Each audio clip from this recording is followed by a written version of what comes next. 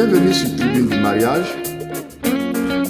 Ce jour, nous allons aborder un sujet qui est assez délicat pour beaucoup de personnes, que ce soit les jeunes couples ou que ce soit les couples d'un certain âge. Bien aimé, il s'agit de la gestion des beaux-parents. Nous n'allons pas pouvoir traiter ce sujet en une seule rubrique, évidemment. Nous allons nous donner le temps en peut-être 2 ou 3, voire 4 rubriques, d'égrener en profondeur cette question assez délicate dans les mariages.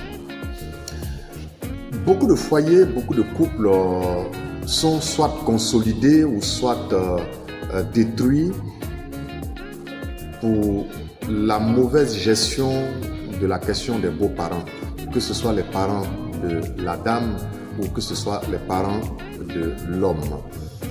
Nous allons essayer par la grâce de Dieu, avec l'éclairage du Saint-Esprit, en nous basant aussi sur notre expérience de 26 ans de vie conjugale, d'apporter notre contribution pour aider quelqu'un à ramener la paix, à ramener la joie dans son foyer, ou à celui qui veut s'engager nouvellement dans le mariage, à prévoir les éventualités qui peuvent se présenter à lui ou à elle dans sa vie de couple.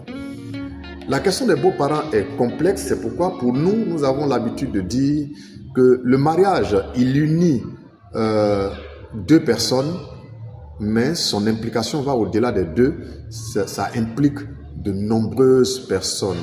C'est pourquoi avant d'atteindre dans le mariage le point, ce qu'on a appelé le point de non-retour, c'est-à-dire le oui devant Dieu et devant les hommes, avant d'atteindre ce point-là, il est important, il est crucial de tenir compte de l'existence de nombreuses personnes dans l'environnement de l'homme, de nombreuses personnes dans l'environnement de la femme. L'homme est issu d'une famille, il est issu d'une famille. C'est une famille qui l'a engendré, qui l'a éduqué, qui l'a scolarisé, ou alors qui lui a appris les valeurs de la société.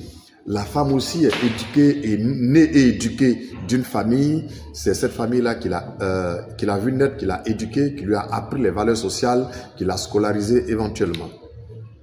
Il est important donc que si vous voulez vous marier avec une jeune femme, avec une fille, vous devriez tenir compte de l'environnement dans lequel duquel elle vient. Si vous voulez épouser un homme, vous devriez tenir compte de l'environnement duquel il vient.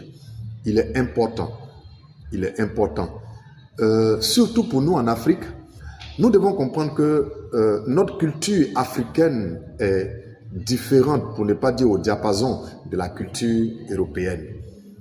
Il est vrai que nous avons été colonisés et que pour la grande partie des pays africains aujourd'hui, la culture occidentale semble avoir le pas et nous faire oublier nos racines sociales, mais il n'en demeure pas moins que nous devrions nous y référer parce qu'il y a quand même des valeurs que nous avons en Afrique qui ne devraient pas être rejetées et qui d'ailleurs pour nous autres chrétiens ou pour d'autres musulmans ne sont pas anti-bibliques ou anti-coraniques.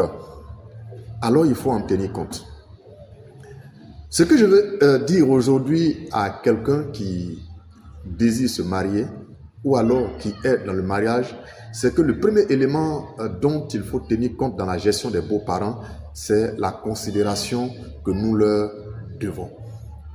Il est clair que si je veux me marier avec une jeune fille ou si je suis marié avec une femme, il sera préférable pour moi, comme cela se doit en Afrique, de considérer ma belle-mère, mon beau-père, non pas comme tel, mais plutôt comme étant mon père et ma mère.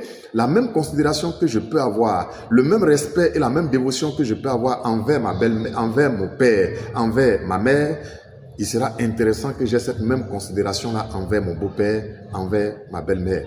Et je le dis, c'est vice-versa. Pareil pour la femme qui veut épouser un homme, il faut comprendre qu'il est né d'une famille et qu'il a une considération pour sa mère et pour son père. Alors, si vous voulez entrer dans la vie de cet homme-là, il faut plutôt considérer sa mère comme étant la vôtre, son père comme étant le vôtre. Je crois que de mon expérience, comme je l'ai dit, j'ai 26 ans de mariage, de mon expérience, ça sera le premier pas qui va faciliter les relations entre vos beaux-parents et vous-même. C'est pourquoi, bien-aimés, il faut tenir compte de cet aspect des choses. Il faut tenir compte de ce volet des choses. Et comme je l'ai dit, nous n'allons pas pouvoir traiter toute la question en une seule rubrique.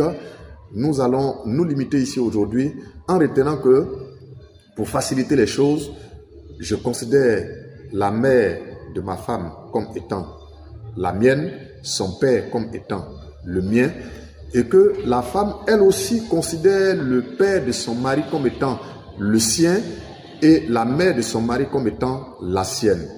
Et quand on arrive à ce niveau de considération, bien aimé, c'est bien parti pour que les relations puissent s'améliorer si elles étaient détériorées, ou alors c'est bien parti pour qu'on puisse entrer dans une famille où on sera accueilli à bras ouverts.